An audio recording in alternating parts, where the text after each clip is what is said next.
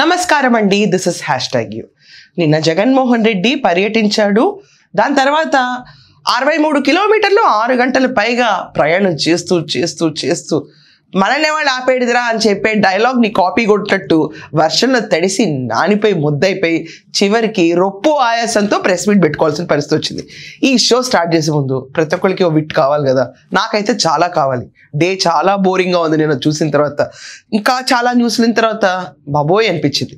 చిన్న విట్తో స్టార్ట్ చేద్దాం. నిన్న జగన్మోహన్ రెడ్డి పర్యటించక ముందు వాళ్ళు ఆహ్వానం పలికిన ముద్దు పాటలు ఒకసారి విందాం. అది తర్వాత let's start this just for fun.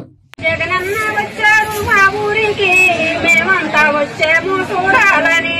Jagananna వచ్చాడు మా ఊరికి, మేమంతా వచ్చాము చూడాలని. జగనన్న వచ్చాడు మా ముందుకి, మేమంతా వచ్చాము చూడాలని. జగనన్న వచ్చాడు మా ముందుకి, మేమంతా వచ్చాము చూడాలని. లిరికల్ మర్చిపోయారండి. సో అలా ఉత్సాహాలు కేరింతల మధ్యలో జగన్మోహన్ రెడ్డి నిన్న పర్యటన మొదలుపెట్టాడు. పర్యటన మొదలుపెట్టిన తర్వాత ఏదో ఎండేస్తాడు జగన్మోహన్ రెడ్డి. నేను ఎదురు చూశాను. ఏమీ ఎండేలా తిరిగి తనకి తనే పరిశుద్ధ స్నానం చేసుకుని వెళ్ళాడు. పరిస్థితి అలాగే ఉంది. నిన్న జగన్మోహన్ రెడ్డి కాన్వాయ్ శుభ్రంగా వెళ్తుంది. షరతులు కొన్ని నియమించారు. షరతులన్నీ మనం బేఫికర్ చేసుకుంటా షరతులేంటి దొరతులేంటి ఇలాంటివన్నీ మేము ఎప్పుడైనా జీవితంలో పాటించామా? కొత్తగా చిన్నప్పుడే మేము వంగలేదు, మొక్కాయి అనుకుంది మానే వంగుతున్నా అన్నట్టు మమ్మల్ని తీసుకొచ్చి ఆంధ్ర ప్రజలందరూ ఒకప్పుడు ముఖ్యమంత్రిని చేశారు. మామూలు ఫిగర్ ఇవ్వలేదు, 151 ఇచ్చారు. తొక్కలో మీకు ఈసారి వచ్చింది 164 ఏమో, మళ్ళీ వస్తే నేనే ఈ ఫిగర్ ఇచ్చేస్తారు నాకు, ఒకసారి నమ్మిన 10 సార్లు నమ్మరా అని చెప్పిన రీతిలో వెళ్ళిపోయాడు. పర్యటన మళ్ళీ కొట్టుకుంటూ వెళ్ళిపోయాడు. ఆంధ్రప్రదేశ్లో ఉన్న జనాలందరినీ అంతా అనుకుని వెళ్ళిపోయాడు. వెళ్ళిపోతున్నప్పుడు తను ఒకప్పుడు ముఖ్యమంత్రి, గవర్నమెంట్ ఎలా రన్ చేయాలని అవగాహన ఉండుంటుందని పాపం ఈ ప్రభుత్వం షరతులు అనేది పెడతారు. షరతులు పెడితే మాకు డిజిటల్ బోర్డే రాదు, షరతులు రాయడం వచ్చా, చదవడం వచ్చా, అలాంటి సీన్ ఏం లేదు. సో గవర్నమెంట్ నడిపిన మాకు నువ్వు షరతులు పెట్టడం ఏంటి? నువ్వు 3.5 సంవత్సరాలు ఉంటావు, గవర్నమెంట్ వచ్చేది మేమే, ఈ షరతులన్నీ బేఫికర్ చేయాలి. అయినా నేను ఇప్పుడు షరతులు ఉల్లంఘించిన నన్ను ఎక్కించే వాళ్ళు ఎవరు? నా పైన యుద్ధం ప్రకటించే వాళ్ళు ఎవరు? ఇదంతా కాకుండా నిన్న విడుదల రజనీ గారు ఎందుకు సిగ్గుపడతాను వచ్చినారో నాకు అర్థం కాదు. అక్కడ ఎందుకమ్మా మీరు ఎందుకు సిగ్గుపడుతున్నారని ప్రెస్ మీట్లో నాకు అస్సలు అర్థం కావట్లా. మీరు ముసిముసి నవ్వులేంటి? ఏం జరుగుతుంది అక్కడ? అబ్బా ఎంతకాలానికి రాజకీయ కళ వచ్చేసింది మన జీవితంలో అనుకుంటున్నారా? పునాదులతో సహా లేస్తున్నాయి అక్కడ. ఇవన్నీ పక్కన పెట్టండి. జగన్మోహన్ రెడ్డి నిన్న అక్కడికి వెళ్ళి షరతుల గురించి మాట్లాడే ముందు లేదు షరతులే ముందు చెప్పేయాలంటారా? అయితే ఈ స్లైడ్ని ఖచ్చితంగా చూడండి. ఈ స్లైడ్ని నేను కూడా ఒకసారి మీకు చదివి వినిపిస్తున్నాను, ఎందుకంటే it will be easy for you. షరతులు అడుగడుగున బేఖాతరు.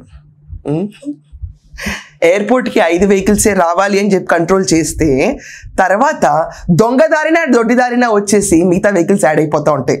జగనన్న ఫ్యాన్స్ ఇంకేమన్నంటే చెప్పారు కదా, జగనన్న వచ్చాడు మా ఊరికి, చూద్దామని వచ్చాం మేమందరం అని పాటలు డప్పులు కొట్టుకుంటా వీళ్ళ బ్యాచ్కి కొత్త పాట తయారైంది. ఉట్టి షరతులే ఉల్లంఘించాడంటే లేదండి బాబు, చాలా ఘనకార్యుడు. మళ్ళీ చెప్తున్నాను, పదే చెప్తున్నాను, ఈ సొదేంటని అనుకోకండి. జగన్మోహన్కి ఒక ట్రెండ్ ఉంటుంది, ఎప్పుడూ ఏదో ఒకటి ఎక్కించాలి. అది ఎక్కించకపోతే యాత్రకి సఫలితం దొరకదు, మాకు మంచి పరిణామాలు దొరకవు అన్నట్టు ఎక్కించేస్తాడు ప్రతిదానికి. మీకు మళ్ళీ చెప్తున్నాను, మిర్చి యార్డ్కి వెళ్ళారు, టిక్కీలు ఎత్తుకెళ్ళిపోయారు. పొగాకు రైతుల్ని పరామర్శిస్తానన్నాడు, బస్తాలు దొక్కేశాడు. మామిడికాయ రైతుల్ని పరామర్శిస్తాను ఓదారుస్తానన్నాడు, మామిడికాయలే తొక్కిచ్చేశాడు.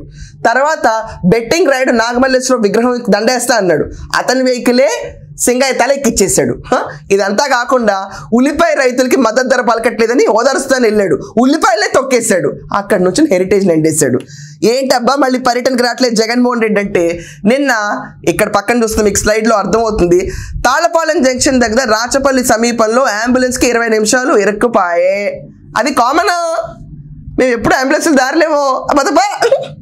నేను చెప్తా కదా, జగన్మోహన్ రెడ్డి పర్యటిస్తాడంటే అందరూ పక్కన నర్సింహూల్కి వెళ్ళాలి తప్ప ఓ 10 కిలోమీటర్ల దూరం ఉన్న హాస్పిటల్కి వెళ్తారా? అమ్మా ఎంత ధైర్యం, మాకు జనాలు రానని మీకు ముందే తెలుసా? మేము అందుకే ఇరికిచ్చేస్తాం అక్కడ. అది మన పరిస్థితి. విమానాశ్రయం వద్ద మాజీ స్పీకర్ తమ్మినేని సీతారాం వాహనాన్ని పోలీసులు అడ్డుకోగా ఆయన అసహనం వ్యక్తం చేశారు. విజయనగరం జెడ్పీ చైర్మన్ మజ్జి శ్రీను కుమార్తె సిరి ప్రయాణిస్తున్న కారు వినండి ఓ పోలీస్ అధికారి చేతికి రాసుకుంటూ వెళ్ళడంతో ఆ వాహనాన్ని నిలిపేశారు. స్టార్టింగ్ కొబ్బరికాయ పోలీస్ అధికారి చేతికి రాసుకుంటూ వెళ్ళిపోవడం. ఇలా ఉంటాయి మనకి. ఇదంతా కాకుండా వెందుర్తి జంక్షన్లో కాన్వాయ్లోని వాహనం తగిలి ఓ వ్యక్తి కాలి గాయం కాగా చూసారా, నీకు చెప్పాను ఎక్కిస్తాడు ఏదోటని, కాలు ఎక్కిచ్చేసాడు. మీరు ఆ పోస్టర్లో చూసుకుంటే అక్కడ ఫోటోలో కుట్టుతూ నడుస్తూ పాపం ఒక వ్యక్తి ఉన్నాడు, అది చూసారా. అబ్బాయి ఇక్కడతో ఆగలా సాగా. ఇంకా చూసుకుంటే పోలీసు అతడిని ఆసుపత్రికి తీసుకెళ్లారు. మనం తీసుకెళ్ళమండి కార్యకర్తలు ఎవరిని, పక్కనున్న వాళ్ళు అర్జెంట్గా చేయరు, అలా తొక్కి వెళ్ళిపోతూ ఉంటాడు. పోలీసులు వచ్చి ఏంటిది ప్రజలు మా బాధ్యత కదా అని చెప్పి వాళ్ళ భుజాన్ని మీద తీసుకుని హాస్పిటల్ తీసుకెళ్ళాలి. ఇదంతా కాకుండా తాళపల్లి జంక్షన్ వద్ద రద్దీలో కింద పడి తలకు గాయమైన నూకరత్నం అనే మహిళను ఆసుపత్రికి తీసుకెళ్లారు. నూకరత్నం గారికి కూడా తలకు గాయం అయిపోయింది. ఇక నేను ఏం చెప్పాలి చెప్పండి, ఇది కామన్. ఎప్పుడు వెళ్ళినా జగన్మోహన్ రెడ్డికి ఇలాంటి వైపరీత్యాలు జరగాలి. నిన్న క్రికెట్ మ్యాచ్కి ఏదో అడ్డం జరిగిపోతుంది, ఏదో రకంగా హల్చల్ చేద్దాం అనుకుని వెళ్ళాడు, కానీ వర్షం అతన్ని తొందరగా పద పద పద పద అని తీసుకెళ్ళింది. ఆ వర్షంలో కూడా జనాలు పల్చగా ఉన్నా కూడా దండాలు పెట్టుకుంటే తడిసి నాని ముద్దయి జలుబు రొప్పుతో అక్కడ ప్రెస్ మీట్ పెట్టాడు. ప్రెస్ మీట్ పెట్టి నర్సీపట్నం వెళ్ళి మెడికల్ కాలేజ్ని చూపిస్తే నేను అనుకున్నాను ప్రభుత్వం వాళ్ళు సరిగ్గా ఎండేయట్లేదేమో, పాప వాళ్ళు అబద్ధాలు చెప్తున్నారేమో, జగన్మోహన్ రెడ్డి ఇంత ధైర్యంగా వెళ్తున్నాడు. అసలు ఈ రోజు దాకా అనుమతి లేని నర్సీపట్నం మెడికల్ కాలేజ్లోంచి బయటకు వచ్చే మేధావంతుల గురించి జగన్మోహన్ రెడ్డి మాట్లాడడానికి వెళ్తున్నాడంటే అక్కడికి వెళ్ళి మళ్ళీ ఇంకో మేధావి గుండి కొలిగాడు మనందరికీ. ఏంటంటే ఆధునిక దేవాలయం అంట. నువ్వేంటి దాంట్లో దేవుడు? చెప్పు. అలాంటి భవంతులు మామూలుగా అయ్యి నువ్వేదో పెద్ద ప్రభుత్వం కట్టాలనుకుంటున్నావు, కానీ పోయిన కాలంలో మా తాతగారులు మా నాన్నగారు లాంటి వాళ్ళు ఈజీ కట్టేస్తారు. అవి ఆధునిక దేవాలయం. అది పలకా బల్పం తీసుకుని 2 చెక్క ముక్కలు గీసినట్టు ఉంది, ఇటొక గడి అటొక గడి అని గీసినట్టు పెద్ద ఆధునిక దేవాలయం నువ్వు తీసుకొచ్చావు. ఆర్కిటెక్చరల్ వాల్యూస్కి నార్మన్ ఫాస్టర్ వచ్చి దాసోహో అన్నాడు. చూపిస్తే కనీసం రంగులన్నా ఉంటాయి అనుకున్నా నేను. సువ్వలకు సున్నం కూడా లేదు. అది మన పరిస్థితి. వెళ్ళిన తర్వాత పోయి నువ్వు 10 నిమిషాలు తిరగాలి కదా. కరెక్ట్గా చెప్పాడండి ఒక్క మాట మాత్రం నిన్న, 52.1 ఎకరాల్లో కట్టామని. దేవుడా, ఇక్కడ కూడా అన్యాయం చెప్తామేమో అనుకున్నా. పోనీ ఎలా భవంతుల లోపలేం తిరిగావా? నిమిషం తిరగడానికి నీకే అసహనం అయిపోయింది. నువ్వు వెళ్ళాల్సింది ఏంటంటే 63 కిలోమీటర్లు రప్ప రప్ప రప్ప రప్ప రప్పగా వెళ్ళాలి. అది అయిపోయింది నీకు. అది అయిపోయి ఎవరో ఒకళ్ళు ఎక్కేయాలి, అయిపోయింది. అంబులెన్స్లో ఆపేయాలి, అయిపోయింది. నీ ఛానల్లో పోటీ చేయడానికి జూమ్ చేసుకుని అరాకొర మనుషులు గుంపులుగా వస్తారని అదే రిపీటెడ్గా రికార్డెడ్ వీడియో వేసుకోవాలి, అయిపోయింది. మన పర్పస్ అయిపోయింది. ఇప్పుడు ఈ నర్సీపట్నం కాలేజ్ నేనేం చేసుకోవాలి? ఎంతసేపు నుంచోవాలి ఇక్కడ? తొందరగా చేద్దాం అనుకుని వెళ్తాడు.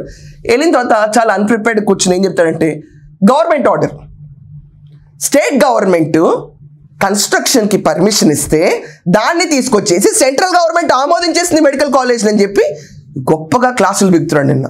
నీకు నమస్కారం. ఇది కాకుండా ఒకవేళ ఈ హాస్పిటల్ నర్సీపట్నం కంప్లీట్ అయితే ఇలా ఏఐ జనరేటెడ్ ఇమేజెస్ తీసుకొచ్చి ఇలా ఉండబోతుంది ఫ్యూచరిస్టిక్ సిటీ అని చూపించేశాడు అక్కడ. ఇలాంటిది నువ్వేం చేసావు? మరి నువ్వేం చేసావు? తాడేపల్లి ప్యాలెస్ కట్టావు, అది ఎక్కడ పలక బల్పం మీద గీసినట్టు ఉండదు. ఇదేంటి అలా ఉంది? మరి ఆధునిక దేవాలయమా? అదేంటి ఇంద్రభవనం? అయితే ఏం మాట్లాడుతున్నావు జగన్మోహన్ రెడ్డి? నువ్వు పర్మిషన్ లేని చోట కనీసం బిల్డింగ్ అనే కంప్లీట్ చేసావు పులివెందులాగంటే అది లేదు. సువ్వలు సిగ్గుచెట్టుగా ఉండదు. మేము సువ్వలు నిలిపాం, మీరు వచ్చి ఇంకేం చేస్తారు? ఇక్కడ వైద్య రంగాన్ని వెనక్కి పడేస్తున్నారు, ఆరోగ్యశ్రీ ఉన్న వాళ్ళందరినీ తొక్కేస్తున్నారు. నీ బతుకు అసలు అక్కడ మామూలుగా మీ ప్రభుత్వంలో ఎవరికి కూడా బతుకంటే ఇన్ని కాదు, క్లియర్గా చెప్తున్నా. ఆ ప్రభుత్వంలో ఒక భవంతి కట్టలేరు, మెడికల్ కాలేజ్ కట్టలేరు, పొంది అక్కడ అసలు ఏమీ లేదు. అలాంటి వాటిని తీసుకుంటే సిగ్గు లేకుండా మళ్ళీ కూర్చుని ఈ భవంతుల్లో కూర్చుని ఎంతమంది వైద్యులు బయటకు వస్తారు, ఎంతమంది పేదలు పేదలు పేదలు పేదలు. ఈ ప్రభుత్వం చెప్పిందా పేదలకు వైద్యం చేయనని? పీపీపీ మోడల్లో మేము తీసుకొస్తుంటే మేము పేదలకి వైద్యం చేయము అని చెప్తారా ఏ ప్రభుత్వం అన్నా? గవర్నమెంట్ ఆసుపత్రుల్లో ప్రభుత్వంలో పేదలకు లేదు, ధనవంతులకే ఉందని చెప్తారా? ఏమయ్యా, ఏం మాట్లాడుతున్నావు నువ్వు? ఫస్ట్ నీకు అనుమతులు ఎందుకు రాలేదు? రాని చోట నువ్వు ఈ భవంతులకి ఏఐ జనరేటెడ్ వీడియోస్ డెవలప్ చేసి ఏం చేస్తావు? ఆ ఫోటోలు ఏంటి, ఆ స్లైడ్ గోల్ ఏంటి? వెనకమాల ఉన్నది చూసుకోండి అంటే వెనకమాల విడుదల రజనీని చూపిస్తున్నావా, బిల్డింగ్ని చూపిస్తున్నావా? లోపలికి వెళ్ళి తిరగాల్సింది. అప్పట్లో ఈ శుభ ఖరీదు ఇంత అయింది. 20 కోట్లు గ్రాంట్ చేసావు నర్సీపట్నానికి, 11 కోట్లు ఖర్చు పెట్టావు, 9 కోట్లు కజాపజా ఉండదు. అదేమైందో చెప్పావు. ఏం చేసావు నువ్వు? పోనా గ్రాంట్ ఏమైనా స్టేట్ గవర్నమెంట్ ఇచ్చిందా? సెంట్రల్ గవర్నమెంట్ ఇచ్చిన డబ్బులతో కట్టించిన మెడికల్ కాలేజ్లవి. దానికి కూడా నీకు దిక్కులేదు. ఎందుకు నువ్వు ఖచ్చితంగా నర్సీపట్నమే ఎంచుకున్నావు? అది కూడా చెప్పాలి కదా. ఈరోజు పీపీపీని జగన్మోహన్ రెడ్డి అడ్డుకుంటున్నాడు. ఏంటబ్బా ఇతనికి ప్రైవేటైజేషన్కి పీపీపీకి తేడా తెలియట్లేదా అని చెప్పి నేను కూడా మీ అందరిలాగా షాక్ అయి కూర్చున్నాను. లేదు, ఈరోజు ప్రధాన పేపర్లో వచ్చే న్యూస్ చదివిన తర్వాత నాకు కూడా జ్ఞానబలం తప్పని వెలిగింది.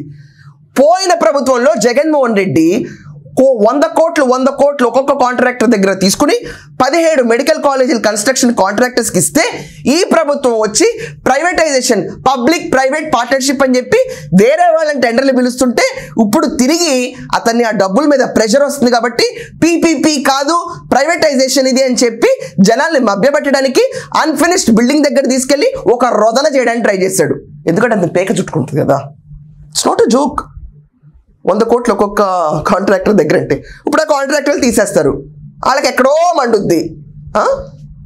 అప్పుడు ఏమవుతుంది పరిస్థితి? దానివల్ల ఈరోజు రాష్ట్రంలో నువ్వు ఈ పీపీపీ ప్రైవేటైజేషన్ గురించి ఎదురు తిరుగుతున్నావు. ఇది కాకుండా ఆయన స్టేట్మెంట్ కూడా చేశాడు జగన్మోహన్ రెడ్డి, టెండర్లకు ఎవరన్నా వస్తే మేము వచ్చిన తరి కొడతా ఉంటా, నువ్వు రా ముందు దానికే విత్తనాలు ముందు ఆ బిల్డింగ్ చూసినా దీన్ని ఎవడన్నా నమ్ముతాడు అసలు? అబ్బో అలాంటివి నిజంగా చెప్తున్నానండి. ఒక 10 ఎకరాలు ఉన్న రైతు కూడా శుభ్రంగా ఫ్యాంటాస్టిక్గా 10 బిల్డింగ్లు కట్టించేవంటే కట్టించేసి ఇచ్చేస్తాడు. దాంట్లో ఈ కాంట్రాక్టర్లు అక్కర్లా, ఎవరక్కర్లా, మామూలుగా కట్టించేస్తారు. దాన్ని చూపించి నువ్వు ఎరగబడినట్టు చూపిస్తున్నావా? ఏం మాట్లాడుతున్నావు జగన్మోహన్ రెడ్డి నువ్వు? ప్రాయంగా చెప్తున్నాను. దీనికంటే ఎయిర్పోర్ట్ దిగుతారు కాబట్టి గన్నవరం పక్కనే ఉంటుంది కాబట్టి వెళ్ళి చూడండి, చిన్న బిల్డింగ్లు పెద్దవి కట్టేస్తారు. అక్కడ గవర్నమెంట్ ఏం లేదే, మామూలుగా కట్టుకునే వాళ్ళు either for commercial space residential space కట్టినట్టు ఉంది ఆ బిల్డింగ్. దానికి ఆధునిక దేవాలయమా? పూజారి ఎవరు? ఆ పూజారి ఎవరు? అమెరికాలో కూర్చున్నా అంబట ఏంటిది? ఇదంతా కాకుండా ఆయన మళ్ళీ 1923, 2003, 2023 ఏంటది? నువ్వు పుట్టకముందు, భూమి పుట్టకముందు, స్వతంత్రం రాకముందు ఆ గోల్ లెక్కలు నీకెందుకు? ఈ నెంబర్లు మర్చిపోతూ ఉంటావు ఏంటి అసలు నువ్వు? Where is your sense of order? మనం వెళ్ళే ఈవెంట్ ఏంటి, దానికి పర్ఫెక్ట్ నోట్స్ ఏంటి, అయ్యన పాత్రుడి కౌంటర్ ఇచ్చేసారు నువ్వు అంటావు. ఏమైనా నీకు కలెక్టర్ ఇచ్చిన పర్మిషన్కి సెంట్రల్ గవర్నమెంట్ ఆమోదానికి తేడా తెలియనంత ఎర్రిపప్పలు ఈ రాష్ట్రంలో జనాలని నీకు ఒక బాగా నమ్మకం కదా జగన్, చాలా గట్టి నమ్మకంలో ఉంటావు. ఏంటి లాస్ట్ టైం చూసాం కదా ఎడ్యుకేషన్ సిస్టమ్ ఎలా ఉందో, అందరికీ 33 మార్కులు వస్తే గొప్ప గవర్నమెంట్ స్కూల్లో చదువుకుంటే అని చూసాం కదా.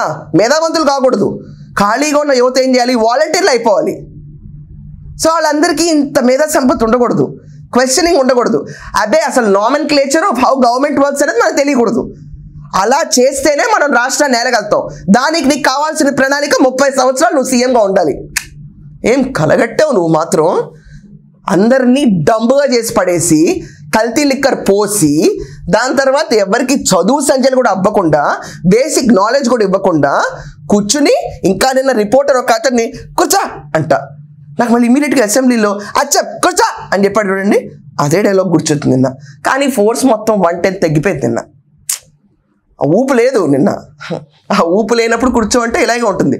సో నీ జేబుల్లో ఎక్కడ డెంట్ పడుతుందో, తీసుకున్న కాంట్రాక్టర్ దగ్గర తిరిగి డబ్బులు మళ్ళీ ఎందుకు తిరిగి ఇవ్వాలో, నాకు ఈ దుర్ఘటమైన పరిస్థితి ఏంటి అని చెప్పి గొంతు చించుకుంటా టెండర్లు ఎవరెవరైతే క్వాలిఫై చేస్తారో వాళ్ళందరినీ బెదిరిస్తా, నువ్వు కాంట్రాక్టర్లు బెదిరిస్తా, నేను వచ్చాక తరివి కొడతాను నువ్వు చెప్తా.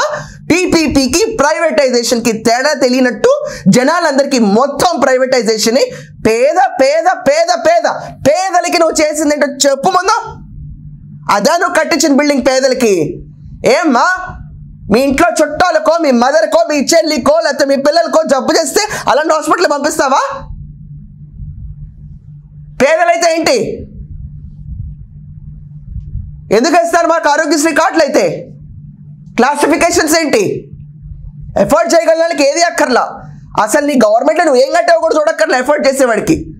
కానీ ఎఫర్ట్ చేసేవాడు కూడా ప్రభుత్వం ఏం చేస్తుందని కళ్ళు ఇప్పి చూస్తేనే మనతో పాటు ఉన్న వాళ్ళందరూ హాయిగా బతకగలుగుతారు.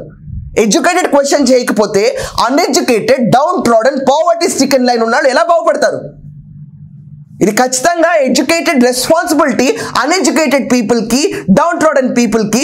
ప్రభుత్వంలో జగన్మోహన్ రెడ్డి లాంటి ప్రభుత్వాలు వస్తే ఎన్ని నకరాలు చేసి ట్విస్ట్ చేసి ఫ్యాక్ట్స్ చెప్తుంటే వాళ్ళని ఎడ్యుకేట్ చేయడం మన రెస్పాన్సిబిలిటీ కదా. నువ్వు స్నబ్ చేసిన కల్ట్ అంతా వేరు, చదువుకున్న వాళ్ళు ఎవరు చెప్పరా? పులివెందుల మెడికల్ కాలేజ్కి పర్మిషన్ ఉందా? గవర్నమెంట్ ఆర్డర్కి పర్మిషన్కి కన్ఫ్యూజ్ చేస్తావా జనాల్ని? సువ్వలేలాడుతున్న బిల్డింగ్ తీసుకొచ్చి నువ్వు కూర్చొని పేద ప్రజల గురించి మాట్లాడతావా? కల్తీ లిక్కర్ పోసి చంపి నీకు పేదల ఆరోగ్యం కావాల్సి వచ్చిందా? ఏమి జగన్మోహన్ రెడ్డి ఇది? దారిలో వెళ్తుంటేనే కాళ్ళు అక్కడ ఇరిగినాయి, తల బద్దలైందని ఒకళ్ళు చెప్తుంటే అవి పట్టించుకో. నీకు ఎంతసేపు నీ యాత్ర కావాలి? చూడండి, యాత్ర 3 వస్తుంది ఈసారి ఎలక్షన్ ముందు, రాదా? ప్రైవేటైజేషన్ అంటే పీపీపీ అంట, కాంట్రాక్టులు చూసి భయం అని చెప్పు, మీ ఖజానా డెంట్ పడుతుందని చెప్పు. ఇవన్నీ చెప్పకుండా పిచ్చి మాటలు చెప్పకు ఇంకోసారి వచ్చి. ఏంటక్కడ? ఇదండి జగన్మోహన్ రెడ్డి పర్యటన నిన్న. మనలాంటి వాళ్ళందరూ లేకపోతే ఎడ్యుకేటెడ్ ప్రతి ఒక్కళ్ళు మేము వెళ్ళాం కదా ఈ గవర్నమెంట్ హాస్పిటల్స్కి, మాకేం సంబంధం అని ఊరుకోకుండా ప్రభుత్వం పైన ప్రెషర్ తీసుకు తీరాలి. ఎందుకు కట్టలేదు, అసలు ఆమోదాలు లేవు, అసలు ఎవరు చెప్పాడు ఆరోగ్యశ్రీ కార్డులను తీసుకోరు ఇక్కడని, అసలు ఎవరు చెప్పారు నిరుపేద కూతురు లేకపోతే కొడుకు ప్రతి ఒక్కరి ఇంట్లో వచ్చి డాక్టర్ అవడానికి కలలాపుతుంది మెడికల్ కాలేజెస్ అని చెప్పి, ఇవన్నీ ఎక్స్ప్లెయిన్ చేయాలి ప్రతి ఒక్కరికి. లేకపోతే ఇలాంటి వాళ్ళందరూ రోజు రోజుకి రాష్ట్రంలో పెరిగిపోయి వాళ్ళ స్వలాభం కోసం మనందరినీ పిచ్చి వాళ్ళని చేస్తారు. మీరందరూ కూడా మీ కమెంట్స్ ఈ షో పైన ఒపీనియన్ ఖచ్చితంగా మెన్షన్ చేయండి. That's all for now. Thank you.